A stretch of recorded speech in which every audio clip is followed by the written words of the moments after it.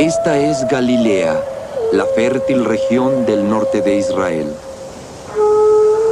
Es hoy día una tierra fértil para la agricultura, como lo fue unos 2000 años atrás, cuando Jesús vivió y enseñó aquí.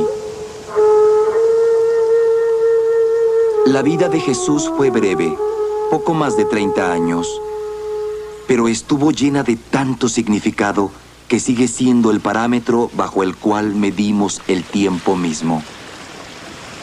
Todo cuanto sabemos de la vida de Jesús viene de la inspirada pluma de 4 hombres: Mateo, Marcos, Lucas y Juan. Todos escribieron muchos años después de su muerte. Los artistas aún más lejanos a su época son los que nos han dado las únicas imágenes que tenemos de Jesús. Ninguno de ellos supo cómo era Jesús. Nadie durante su tiempo dibujó su rostro o siquiera lo describió. Así, nuestras mentes se llenan de imágenes que nos dicen más acerca de las vidas y la época de los pintores, escultores y cineastas que las han creado, de lo que nos dicen acerca de Jesús mismo. Pero en esta tierra aún podemos sentir su presencia. Aún escuchamos ecos del mundo que Él conoció. Algunos se manifiestan a través de las vidas cotidianas de la gente tan trabajadora que hoy habita esa tierra, muchos de los cuales aún viven de forma muy similar a la de la gente de la época de Jesús. Otros conocimientos provienen de la labor de los modernos arqueólogos y estudiosos, que investigan entre las evidencias del pasado y ensamblan trozos y piezas para formar una especie de mosaico de esos tiempos tan distantes. Todo esto nos ayuda a ver hacia el pasado, al mundo en el que vivió Jesús, al pasado en Belén, la villa donde nació durante el reinado de Herodes el Grande, rey de los judíos, bajo la autoridad del emperador romano. La villa que Jesús dejó cuando sus padres huyeron con él a Egipto, para escapar de la masacre de los inocentes ordenada por Herodes. Después de la muerte de ese rey tirano, la familia regresó a su hogar en su tierra, las verdes colinas de Galilea. Allí, Jesús creció hasta hacerse hombre y recibió su educación en la villa de Nazaret. En esta reconstrucción podemos observar cómo pudo haber sido la vida entre los galileos del siglo I, que fueron sus vecinos, su gente.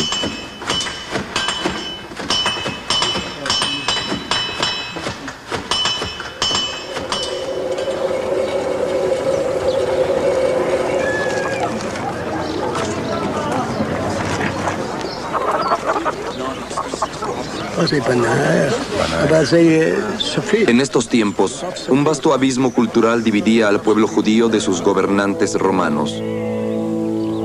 Aunque el rey Herodes era judío, se identificaba más con la gran cultura helénica del Imperio Romano. Sus programas de construcción, inspirados por la arquitectura griega y la romana, habían transformado las ciudades del país.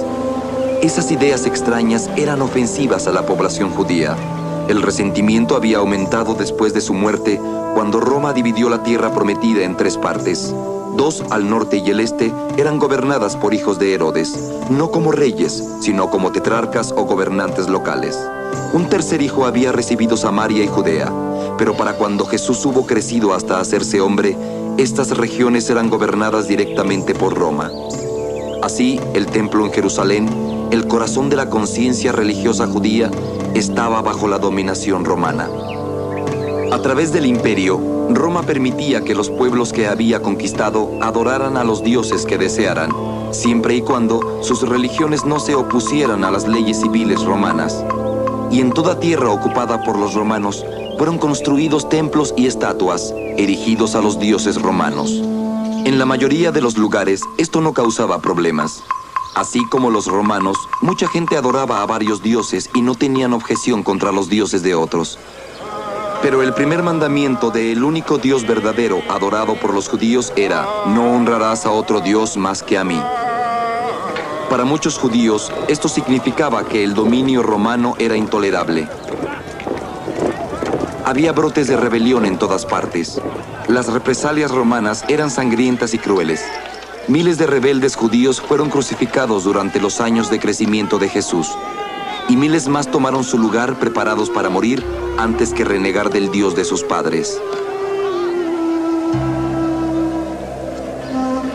De este furioso torbellino surgían dirigentes apasionados, ofreciendo nuevas esperanzas al pueblo judío.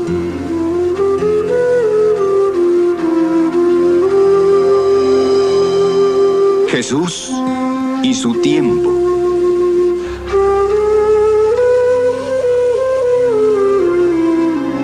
Entre la gente.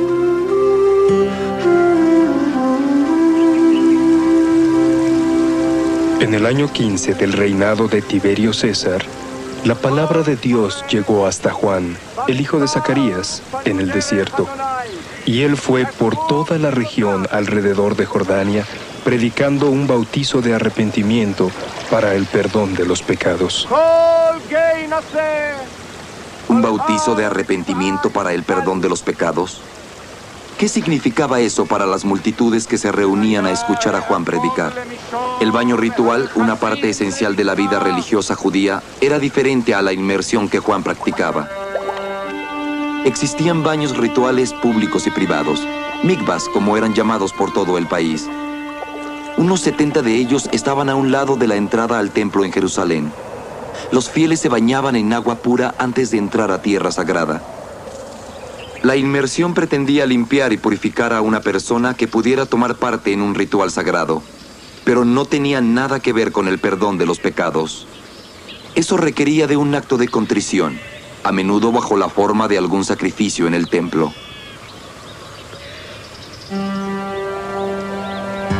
Aquí en Masada, en las ruinas de esta poderosa fortaleza de la cima, podemos ver un mikvah que fue construido bajo especificaciones religiosas exactas. Imagínese el agua fresca corriendo para llenar las pozas.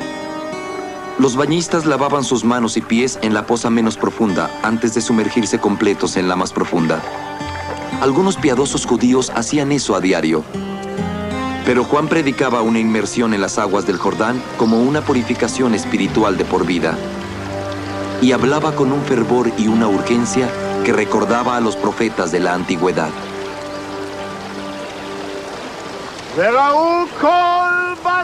Arrepentíos, porque el reino de los cielos está a la mano. A una hora el hacha cae sobre las raíces de los árboles. Por lo tanto, todo el árbol que no produzca buenos frutos será cortado y arrojado al fuego. Yo los bautizo con agua por arrepentimiento, pero aquel que viene detrás de mí es más poderoso que yo. Él los bautizará con el Espíritu Santo y con fuego. Con su tridente segador en la mano, él limpiará su siembra y guardará su trigo en el granero, pero los rastrojos los quemará con un fuego inextinguible. Las palabras de Juan parecían ser la descripción del Mesías. Y si alguna vez el tan ansiado Mesías se había necesitado, era ahora. Durante casi un siglo, la tierra prometida había estado bajo dominación romana. Soldados extranjeros patrullaban el país y una fortaleza militar, la Antonia, dominaba Jerusalén. Poncio Pilato, el gobernador romano de Judea y Samaria en funciones, despreciaba a sus súbditos judíos y era aún más brutal de lo que habían sido sus predecesores. Los judíos que fueron capturados resistiendo la mano de hierro romana fueron crucificados. No parecía haber poder humano que devolviera la tierra al pueblo. Muchos judíos se aferraban firmemente a la esperanza del Mesías, aquel enviado por Dios para la salvación del pueblo judío. Pero ¿quién o qué sería este Mesías? Cada persona que tuviera fe y creyera en él tenía su versión particular, ya fuera en el silencio de su corazón o abiertamente proclamada. Había quienes pensaban que el mismo Juan podría ser el Mesías. Algunos soñaban con un rey guerrero, un nuevo rey David que expulsaría a sus odiados opresores de una vez por todas. Otros visualizaban a un sacerdote santo que restableciera la fe de Moisés en toda su pureza. Y otros esperaban que Dios mismo simplemente barriera el mundo tal como estaba y creara uno nuevo. Un mundo de justicia y paz universales. En esa época, El judaísmo estaba dividido en muchas facciones. Varias estaban dedicadas a sus propias fervientes expectaciones de un Mesías. Variaban desde bandas de rebeldes por la libertad hasta comunidades enteras que se retiraban del mundo para orar en la soledad. Juan mismo pudo haber venido de una de esas aisladas sectas, los essenos. Los eruditos saben mucho sobre este grupo, ya que en 1947 un joven pastor árabe descubrió una cueva que veía hacia el Mar Muerto. Allí encontró muchas jarras antiguas de barro. Sellados dentro de ellas se encontraban restos de pergaminos, preservados en el seco clima durante unos 2000 años. Desde entonces se han encontrado más de 700 en cuevas cercanas. Son los llamados pergaminos del Mar Muerto.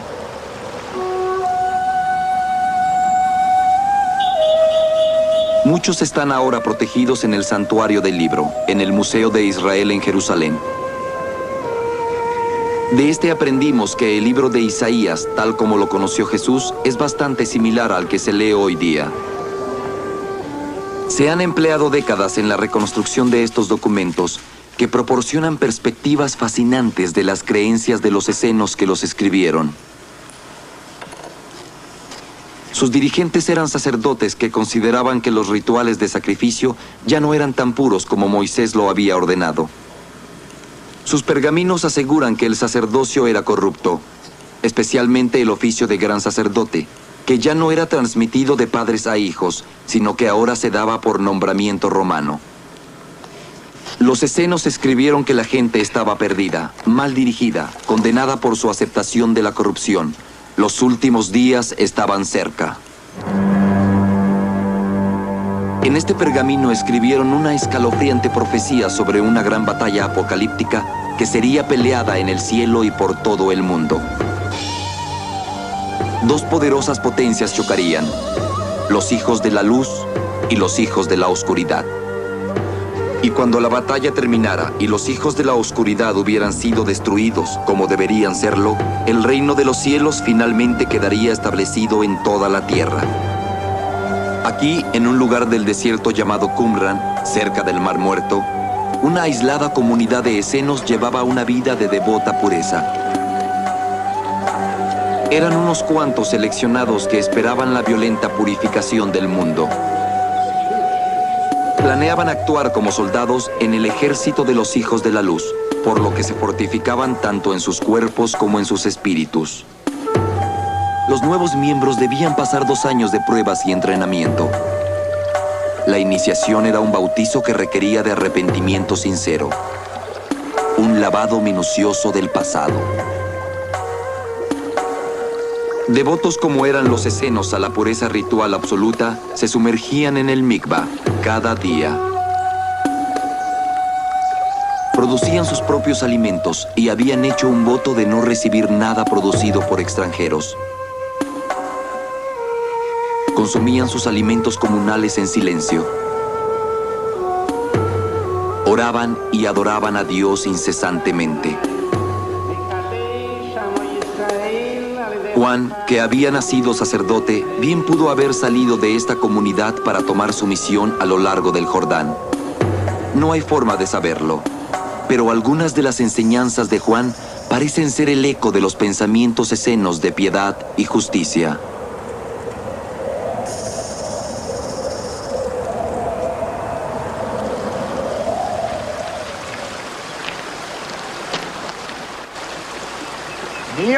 Y las multitudes preguntaban, ¿qué debemos hacer entonces? Y él respondía, aquel que posea 2 abrigos, que comparta con aquel que no tiene ninguno, y aquel que tiene alimento, que haga lo mismo.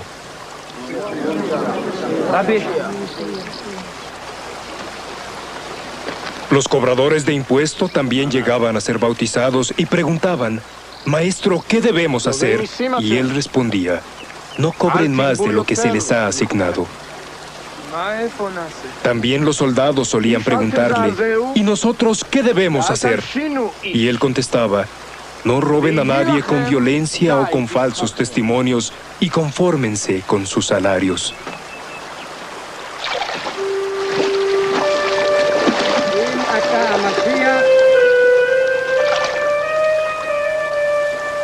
Pero nada de lo que sabemos de las prácticas escenas se compara con la forma en que Juan conmovía a la gente y bautizaba a cualquiera que viniera a él.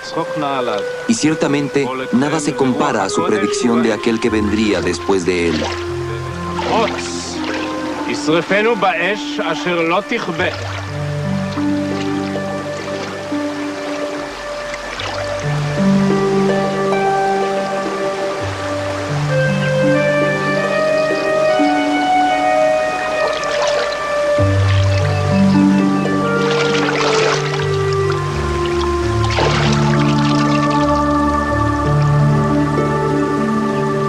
En verdad les digo que los cielos se abrieron y que él vio al Espíritu de Dios descender en la forma de una paloma e iluminándolo con su luz.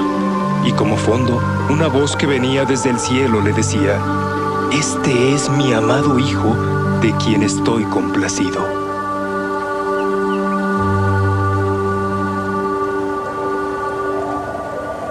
Este es el desierto de Judea, donde Jesús permaneció 40 días después de su bautismo. Es una tierra árida, casi sin agua, en donde la temperatura con frecuencia excede los 45 grados. Jesús no fue el primero en probar su fuerza espiritual en tan brutales regiones. Juan lo había hecho, lo mismo que los antiguos profetas. ¿Qué mejor lugar para liberarse de las cuestiones mundanas? Para confrontar el mal y dejar atrás a las tentaciones de Satán.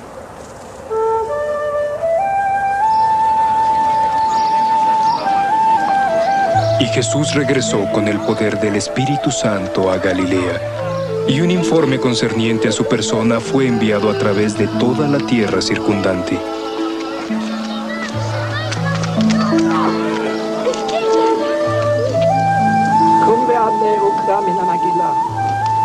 Y él predicó en sus sinagogas, siendo glorificado por todos. Jesús comenzó a predicar, no como Juan, no como una voz clamando en el desierto sobre la ira por venir. En las sinagogas, Jesús leía pasajes de las Escrituras, la ley de Moisés y los libros de los profetas. Entonces, durante una celebración venerada largo tiempo, Jesús comentó sobre los pasajes que había leído, interpretándolos como lo hacían los escribas y los fariseos. Fariseos. Qué áspera suena esa palabra a nuestros oídos. Recordamos que más adelante Jesús llamó hipócritas a algunos de ellos. Pero, ¿quiénes eran ellos en realidad? Los fariseos eran una especie de fraternidad de hombres piadosos y dedicados. Eran con seguridad el grupo religioso más popular e influyente de la época. Habían ganado su papel de dirigentes por medio de una clara devoción hacia Dios y su ley, y por el hecho de que trabajaban entre la gente, enseñándoles que la ley de Dios les pertenecía a ellos tanto como a los sacerdotes del templo. Cualquier hombre, no importando su origen, podía convertirse en fariseo. Dependía solamente de su aprendizaje y sabiduría. Los fariseos visualizaban a Israel como una nación santa y trataban de que sus vidas transcurrieran con la misma dedicada pureza con que la ley lo exigía de los sacerdotes en el templo. Esto requería de una nueva y más profunda comprensión de la Torá, el primero de los 5 libros del Antiguo Testamento. Al igual que estos eruditos modernos, ellos estudiaban la ley y discutían su significado. Pero estos hombres también estudian libros que fueron escritos mucho tiempo después de que los fariseos predicaran. Los fariseos manejaban un código complejo, no escrito, conocido como la ley oral. Los libros que estos hombres estudian hoy día, el Mishnah y el Talmud, tienen profundas raíces en los esfuerzos de los fariseos por aplicar las ancestrales leyes de la Torá a las cambiantes realidades de la vida cotidiana. Habían transcurrido más de 1000 años desde que Moisés entregara las tablas de la ley a los antiguos israelitas, un grupo de nómadas del desierto. Desde entonces se habían asentado en la tierra prometida y habían establecido un reino. Los pueblos habían crecido, se habían construido ciudades, el comercio había florecido. Las leyes debían ser interpretadas una y otra vez mientras las nuevas formas de vida las iban poniendo a prueba. Estas interpretaciones se convirtieron en las bases de la ley oral. Fue el desastre el que le dio a la ley oral su importancia vital. 6 siglos antes, los babilonios, bajo el rey Nabucodonosor, conquistaron Jerusalén y destruyeron el templo. Fue el inicio de la dispersión de los judíos, conocido como la diáspora. Miles fueron deportados. Otros huyeron de su país para establecer asentamientos a través de todo el mundo conocido. Continuó durante siglos. Vinieron nuevos conquistadores, nuevas generaciones de judíos fueron enviadas al exilio. Construyeron comunidades en Egipto, Grecia, Italia, Asia Menor y más lejos aún. Para la época de Jesús, una mayor cantidad de judíos vivía fuera de Palestina que en ella. Habían comenzado como extranjeros en tierras extranjeras, donde eran adorados dioses paganos de nombres extranjeros.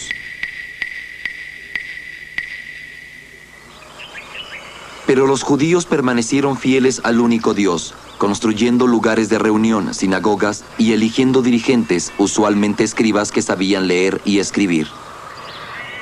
También en Palestina se construyeron sinagogas. Cientos de ellas existieron en la época de Jesús, aunque ninguna sobrevive. Estas ruinas son las de una sinagoga construida en Israel, unos 2 siglos después de su muerte. La sinagoga era el centro de la vida judía, una casa de oración, un lugar para el estudio de la Torá y una escuela en la que los niños aprendían las escrituras. En las tardes de los viernes, al ponerse el sol, cuando comienza el Sabbat y los sábados hasta que vuelve a ponerse el sol, la comunidad se congregaba para escuchar lecturas de la Torá, los profetas y los salmos.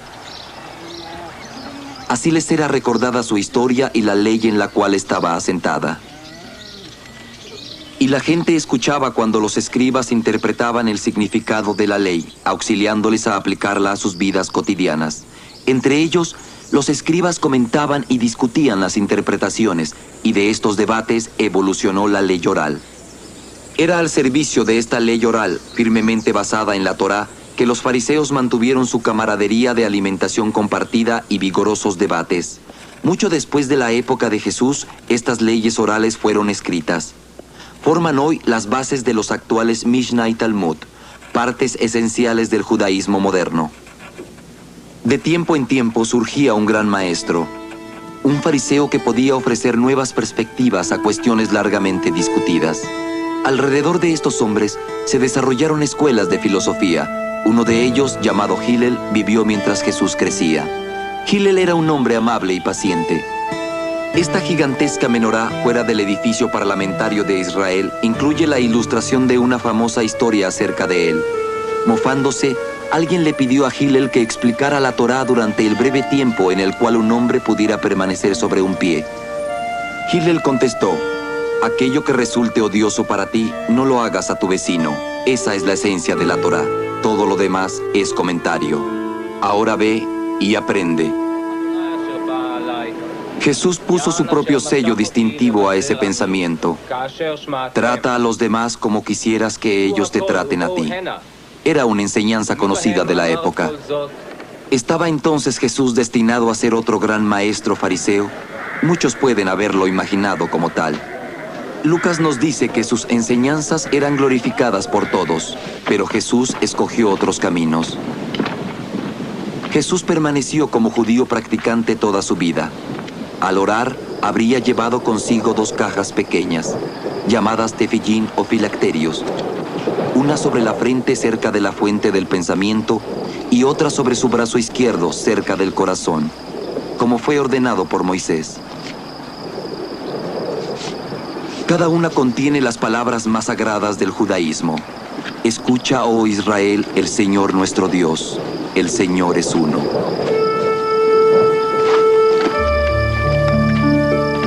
Pero Jesús no se quedaba a predicar en las sinagogas.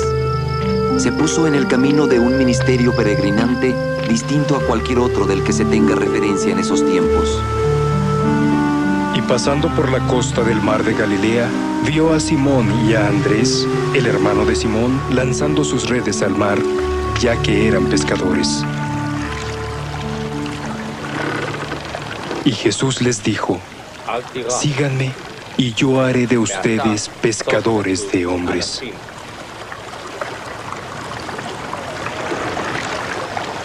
En la actualidad, en el mar de Galilea, los pescadores aún arrojan sus redes de la misma forma en que lo hacían Simón y Andrés 2000 años atrás. Poco ha cambiado. Sus botes ahora tienen motores, pero el diseño esbelto de ancha proa es casi idéntico al de los botes de los tiempos de Jesús.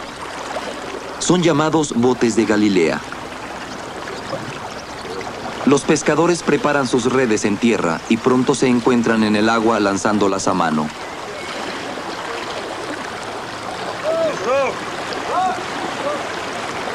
Trabajan larga y duramente antes de que puedan regresar a la playa con su pesca.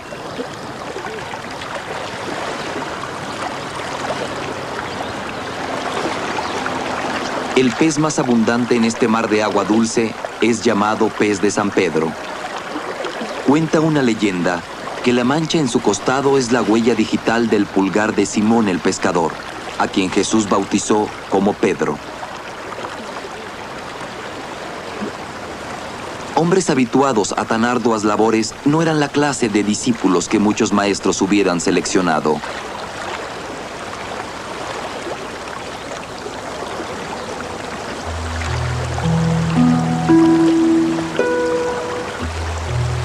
Y cuando llevaron sus botes a tierra, lo abandonaron todo y lo siguieron. ¿Qué otro maestro salió y sencillamente escogió a sus alumnos de entre gente común y trabajadora? No los fariseos. Sus discípulos los buscaban y estudiaban diligentemente para convertirse ellos mismos en maestros. Otra elección de Jesús fue un cobrador de impuestos. Esta era una tarea que provocaba odio. Aquellos que cobraban los impuestos para Roma trabajaban bajo una cuota. Cada uno debía cobrar una cierta cantidad de su distrito. Cualquier excedente que pudiera obtener constituía la paga por su labor.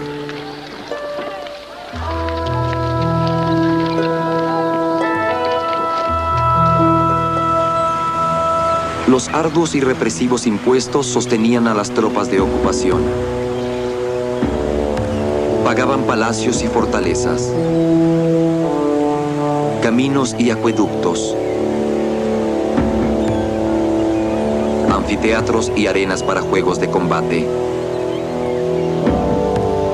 el financiamiento de nuevas ciudades donde los piadosos judíos quedaban fuera de lugar. O iban directo al tesoro imperial de Roma.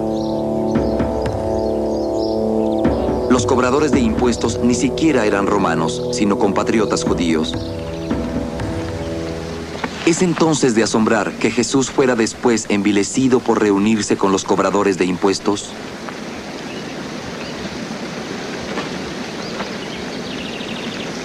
Los 12 hombres de los cuales se rodeó Jesús eran un grupo de hombres extraños de mala catadura. Incluso había uno de ellos, de nombre Simón, que era llamado el fanático. El calificativo de fanático era con frecuencia aplicado a las muchas pequeñas bandas de guerrilleros curiosamente religiosos que peleaban contra la ocupación romana. Estaban preparados para pelear, para morir si fuera necesario en aras de la pureza religiosa. Actualmente pudiéramos llamarlos luchadores por la libertad. Desde el punto de vista romano, eran bandidos y asesinos que no merecían nada más que la crucifixión. Sin importar cuál haya sido su pasado, los 12 escogidos por Jesús abandonaron todo para seguirlo, incluso Judas, quien después lo traicionaría. Jesús estaba constantemente en movimiento, predicando ante tantos como le fuera posible. Comenzando por Cafarnaum, viajó de pueblo en pueblo por Galilea, predicando lecciones directas, sencillas y llenas de esperanza. Gradualmente se fue dirigiendo hacia el sur a través de Samaria, rumbo a Jerusalén en Judea. Sus enseñanzas fueron a menudo narradas en forma de parábolas, como la historia del buen samaritano. Es un relato conocido que ha sido narrado una y otra vez y su lección básica continúa siendo clara. Pero son pocos los que hoy día comprenden el profundo significado que tuvo para la gente de su época. Un hombre había sido robado, golpeado y dejado por muerto. Pasaron por ahí un sacerdote y un levita, sirviente del templo.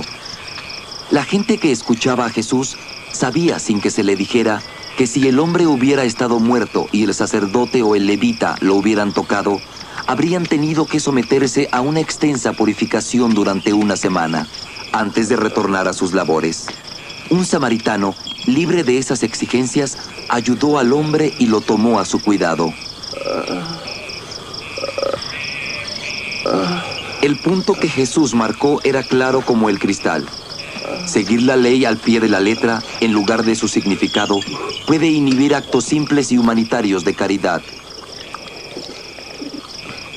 Había aún otra ironía. La idea de un buen samaritano habría sido difícil de aceptar.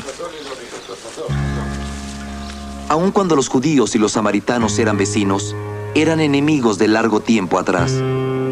Tenían amargos desacuerdos respecto a la forma de obedecer la ley de Moisés. Actualmente, el gran sacerdote de los samaritanos solamente es guía de unas 600 almas, que son las que quedan de un pueblo alguna vez floreciente. Ellos practican su religión como lo hicieron los samaritanos en los tiempos de Jesús, reverenciando al único Dios y obedeciendo la ley de Moisés. Esta Torá, escrita en hebreo antiguo, tiene unos 1300 años de antigüedad. Pero los samaritanos jamás han aceptado las palabras de los profetas o alguna de las enseñanzas tales como las de la ley oral. Mantienen un manifiesto desprecio por el movimiento intelectual y espiritual que le dio al judaísmo las tendencias y forma antes y después de la época de Jesús. El alto sacerdote de los samaritanos es el último de una larga línea ininterrumpida que data de hace 2500 años. Como lo hacen los judíos, los samaritanos leen la Torá cada Sabbat. También comparten varias festividades con los judíos, incluyendo la Pascua. Sus niños aprenden las historias de Abraham, Isaac, Jacob y Moisés, así como las oraciones que son asombrosamente similares a las del judaísmo. Pero los samaritanos despreciaban la reverencia de los judíos por el templo de Jerusalén. Su lugar más sagrado es el monte Gerizim, donde su comunidad habita en la actualidad. Aquí dicen, fue donde Moisés recibió las tablas de la ley, y Abraham preparó a su hijo Isaac para el sacrificio. Construir un templo era para ellos una abominación. Aún practicaban sacrificios a cielo abierto. En los tiempos de Jesús, un judío en Samaria se arriesgaba a ser atacado, lo mismo que un samaritano en Judea. Pero Jesús viajaba y predicaba en ambos lugares.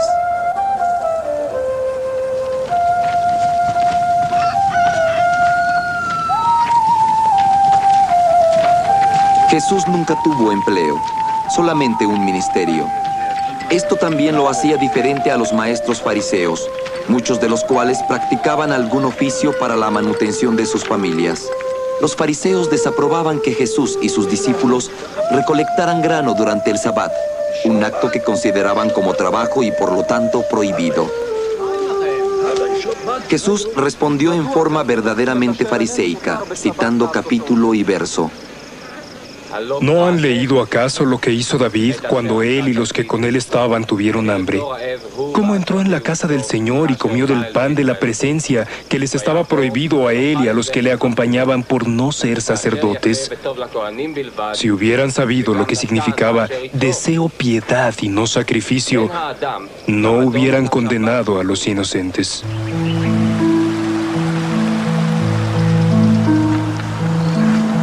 Jesús se dirigía a los pobres, los humildes, comerciantes y trabajadores del campo, como a la gente que él conoció cuando crecía, y les hablaba en términos que les resultaban familiares. Un sembrador salió a esparcir su semilla, y mientras lo hacía, alguna caía a un lado del camino y era aplastada bajo sus pies, y los pájaros del cielo la devoraban. Y alguna caía sobre la roca y al ir creciendo se marchitaba por la falta de humedad. Y aún otra caía entre los espinos, y los espinos crecían junto a ella y la sofocaban. Pero otra cayó en tierra fértil y creció y se multiplicó 100 veces.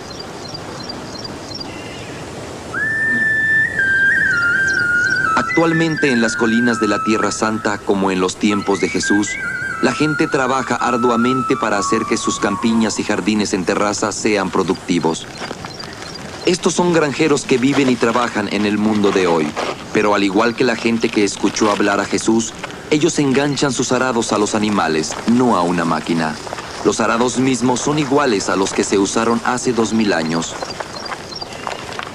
Cuando Jesús explicaba su parábola a gente como esta, gente que cultivaba trigo y cebada para alimentarse y lino para vestirse, lo comprendían, porque Él les hablaba de la labor de sus vidas.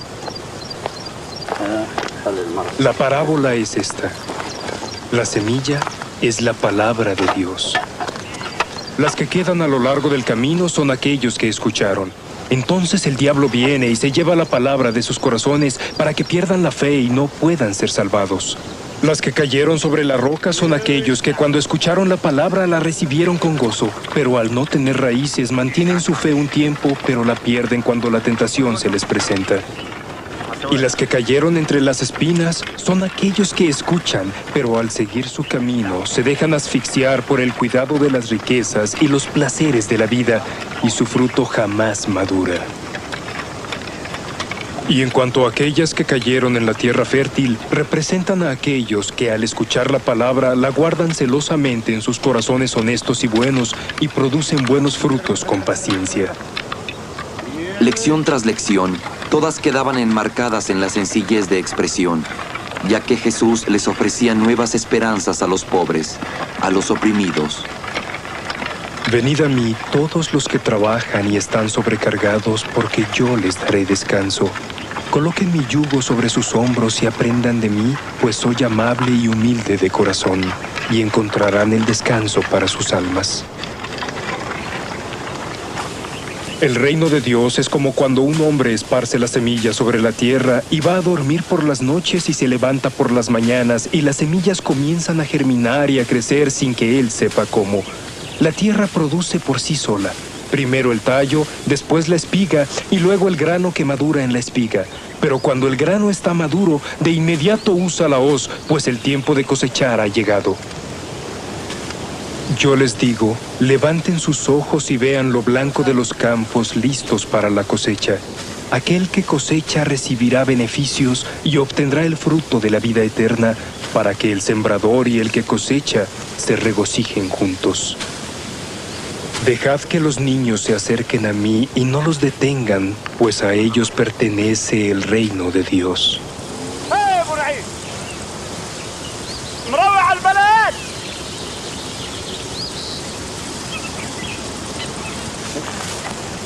Estas narraciones e imágenes hogareñas estaban hechas para permanecer en las mentes de los que escuchaban, mientras continuaban con sus arduas tareas de trillar y separar el grano. Así era como se guiaba a los animales que tiraban de una tabla con púas. Un niño proporcionaba el peso adecuado para trillar los haces. La gente escuchaba estas lecciones, lecciones que reflejaban sus propias labores cotidianas, y escuchaban también cuando las palabras de Jesús llegaban directo a sus más profundas aflicciones, temores, sueños y esperanzas.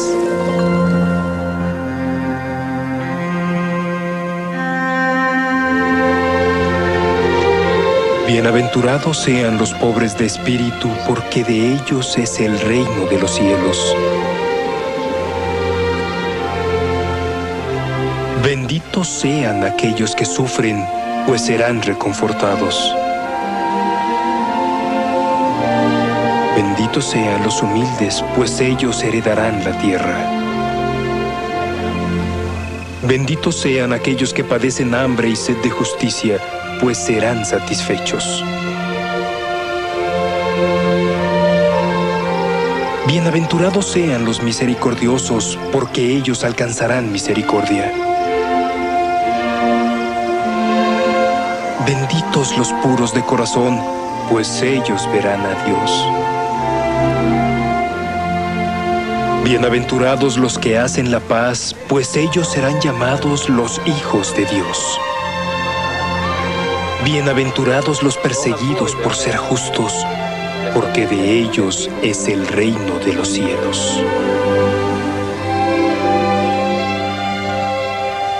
Jesús se valía de la rica simplicidad de la naturaleza para demostrar el amor de Dios por todas las cosas.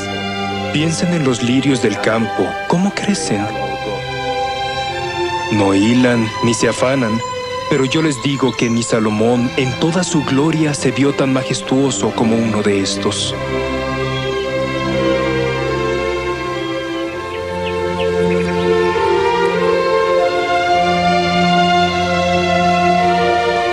Ama a tus enemigos y ora por quienes te persiguen, para que puedan ser hijos de su Padre que está en los cielos. Pues Él hace que su sol salga sobre el malo y sobre el bueno, y manda la lluvia tanto para el justo como para el injusto.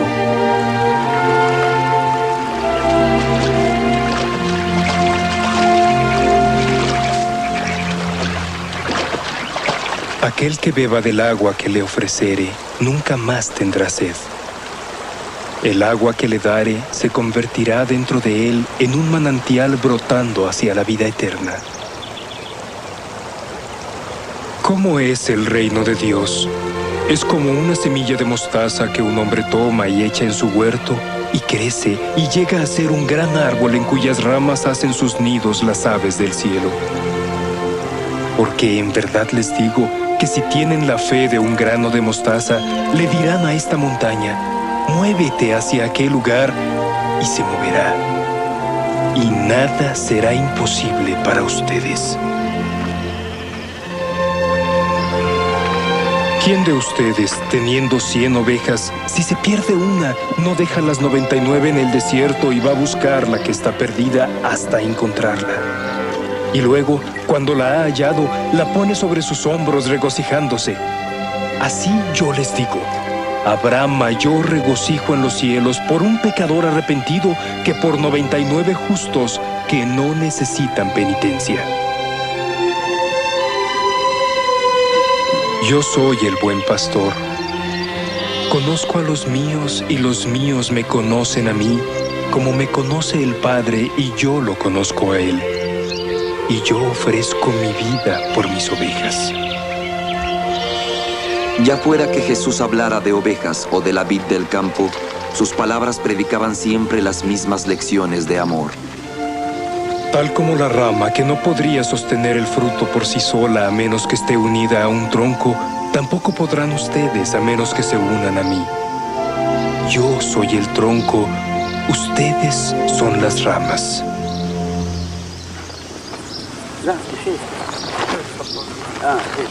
Muchos de los que escuchaban a Jesús tenían parras creciendo en sus huertos, extendiéndose sobre terrenos rocosos en donde ninguna otra cosecha se daría. Muchos otros trabajaban los viñedos de ricos terratenientes. Cosechaban el fruto maduro a mediados del verano. Parte de la cosecha se remojaba en agua caliente, añadiéndole un puñado de ceniza de madera.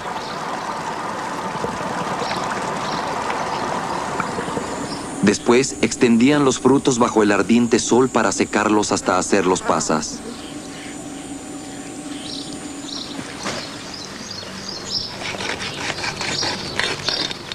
Pero la mayoría de la cosecha se usaba para hacer vino.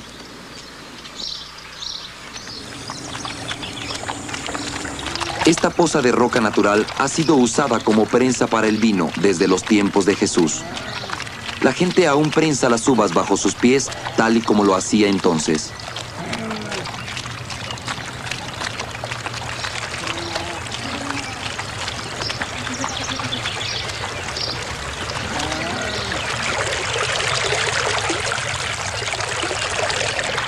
El jugo corre por esta grieta hasta una depresión poco profunda.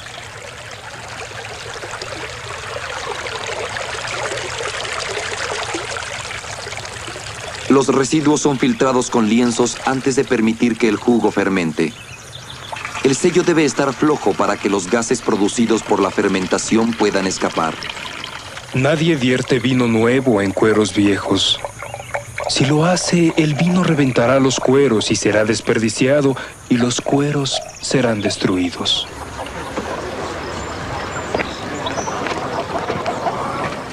El vino era parte integral de la vida de todos. Mezclado con bastante agua, era la bebida usual con todos los alimentos, para los adultos y los niños por igual.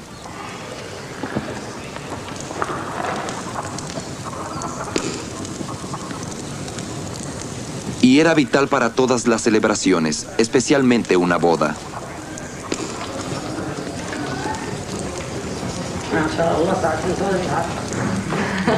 Hoy día, estos judíos yemenitas en el Israel moderno observan la unión de dos personas a la usanza antigua, con celebraciones y ceremonias que pueden durar una semana completa.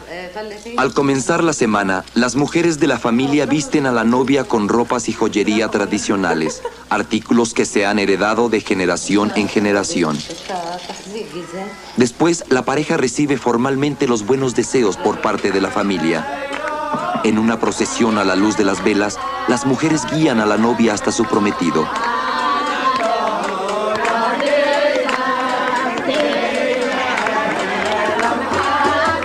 La pareja dirige el baile acompañada por familiares y vecinos.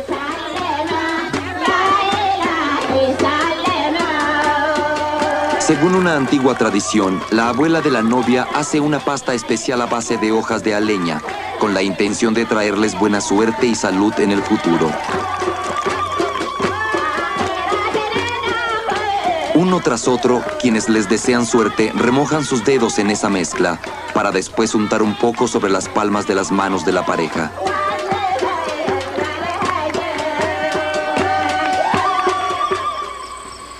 La boda en sí era una ceremonia más sencilla. La novia era escoltada por sus parientes mujeres hasta su prometido. Uniéndose a él bajo un dosel tradicional, ella daba la vuelta 7 veces a su alrededor y la ceremonia quedaba concluida. No había intercambio de votos ni anillos.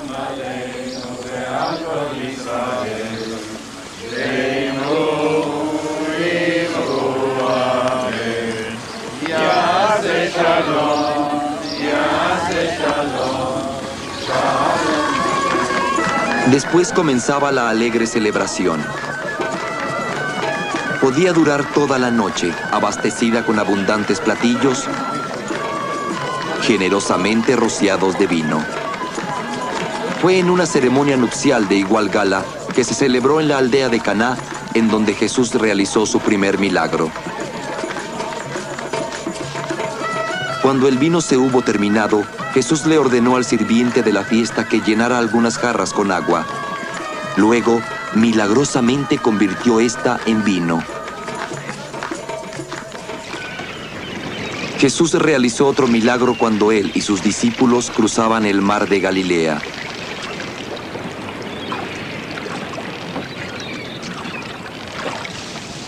Jesús dormía cuando se desató una tormenta.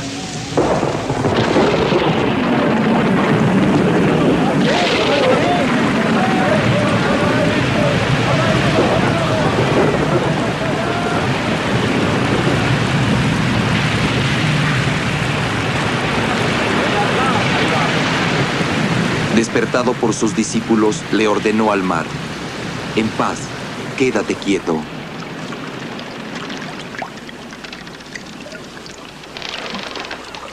¿Quién y qué era este hombre?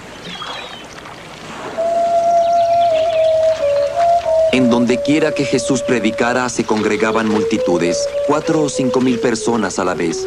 Más y más abandonaron sus vidas para seguir a Jesús, hombres y mujeres por igual. Su habilidad para curar a los enfermos, los cojos, los inválidos y los ciegos se agregaba a su creciente popularidad. Algunos fariseos objetaban que Jesús practicara curaciones en el Sabbat.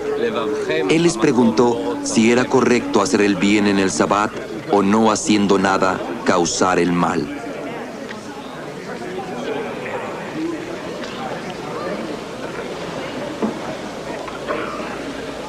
Isha, hijalzi mijoliech.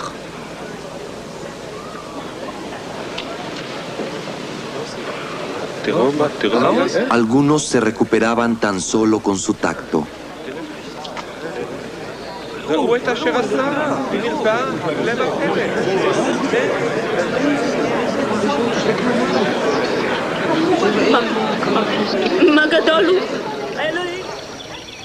Los leprosos llegaban a él para ser curados.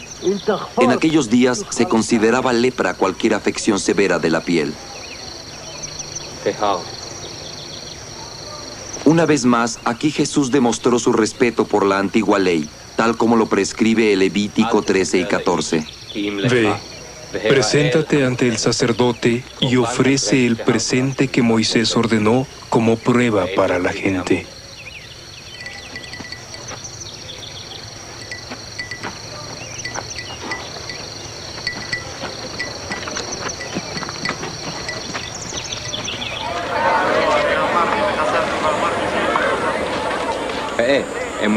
Con su toque y una bendición, Jesús devolvía la vista a los ciegos.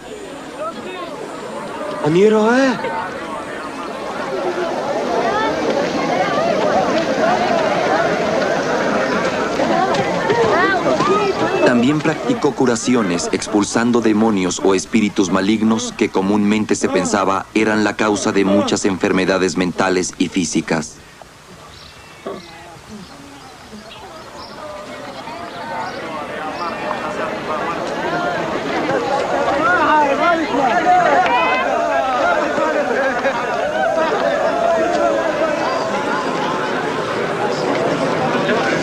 Algunas veces los métodos que Jesús usaba para curar lo confrontaban con los fariseos. Había un hombre que estaba paralizado, que fue bajado por el techo de una sinagoga llena de gente. Cuando Jesús curó al hombre diciéndole que sus pecados quedaban perdonados, los fariseos se enfurecieron. Solamente Dios podía perdonar los pecados después de un acto de contrición formal y el ofrecimiento de un sacrificio en el templo. ¿Qué es más fácil decir? ¿Tus pecados te son perdonados? O decir, levántate y anda.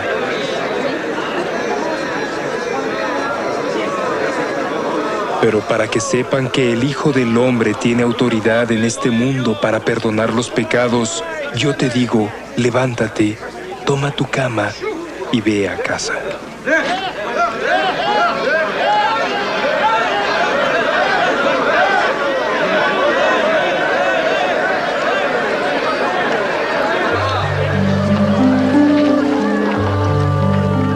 Las curaciones más asombrosas de todas, sin embargo, fueron cuando Jesús realizó su máximo milagro: resucitar a los muertos.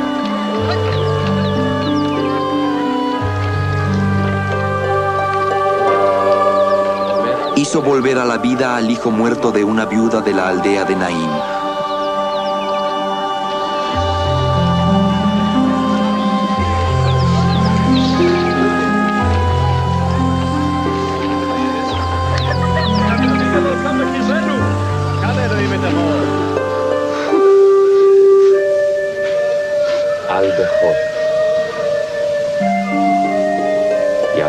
Le devolvió la vida a la hija del dirigente de una sinagoga.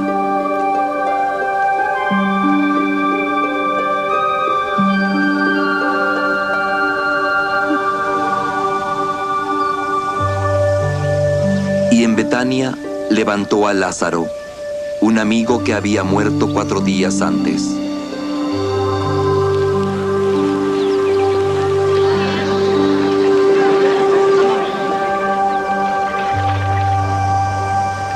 Mientras Jesús viajaba y predicaba a las enormes multitudes que lo seguían hacia el destino que le esperaba en Jerusalén, uno de sus discípulos le preguntó, ¿cómo debemos orar? Era una pregunta razonable. Muchos maestros compusieron oraciones y las enseñaron a sus seguidores. La oración que Jesús les enseñó ha permanecido inspirando a la gente de todas las épocas, en todos los países y en todos los idiomas de la tierra. Padre nuestro que estás en el cielo, santificado sea tu nombre. Venga a nosotros tu reino, hágase tu voluntad aquí en la tierra como en el cielo. Danos hoy nuestro pan de cada día y perdona nuestras ofensas, así como nosotros perdonamos a los que nos ofenden. No nos dejes caer en la tentación y líbranos del mal. Pues tuyos son el reino, el poder y la gloria por siempre.